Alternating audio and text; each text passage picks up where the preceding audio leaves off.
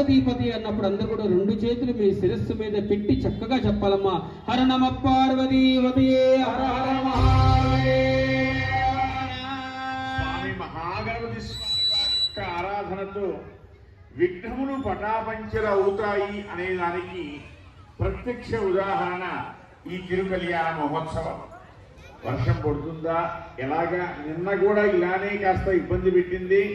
ఎలాగా ఆ దేవునిపై భారం వేసి భగవన్ ఈ బిడ్డలు చేసేటువంటి తిరుకల్యాణ మహోత్సవం ఆది దంపతులైన పార్వతీ పరమేశ్వరుల తిరుకల్యాణ మహోత్సవం.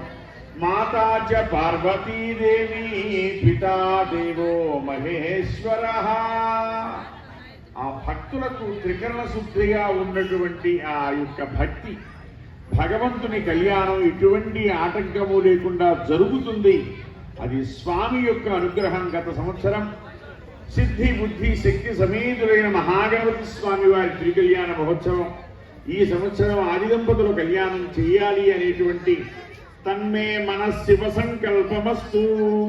అది శివ సంకల్పమై శుభ సంకల్పమై ఇందాకటి నుంచి కళ్యాణ ఉభయదాతలు గాని అలా తడుస్తూనే అర్చక స్వాములు గాని అలాగా స్వామి యొక్క గణపతి పూజ ప్రారంభం మొదలు నుంచి కూడా ఆ అచంచలమైన విశ్వాసం, భగవంతుడు ఉన్నాడు అనేటువంటి ఈ సనాతన ధర్మంలో ఉన్నటువంటి ఆ విశ్వాసం చాలా బలీయమైనటువంటిది. స్వామి యొక్క తిరుకల్యాణ మహోత్సవంలో ఇప్పుడు మహామండపారాధన జరుగుతున్నది.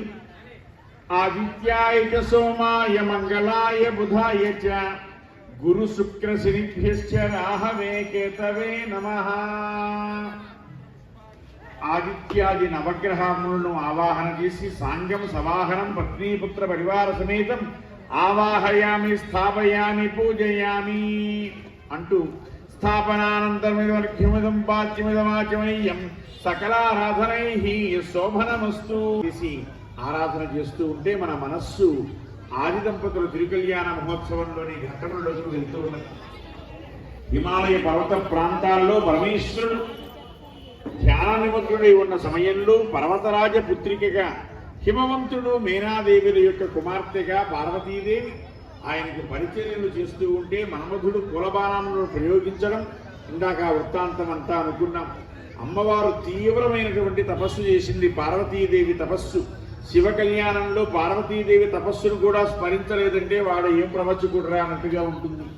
కని విని ఎరుగమమ్మ గౌరమ్మ తపము, కని విని ఎరుగమమ్మ గౌరమ్మ తపము. అమ్మవారు ఎండాకాలంలో పంచాగ్ని మధ్యంలో అంటే నలువైపులా అగ్నిని పేర్చుకొని ఆ చండ ప్రచండుడైనటువంటి సూర్యనారాయణుని చూస్తూ పంచాగ్ని మధ్యంలో తపస్సు చేసింది. వర్షాకాలంలో తన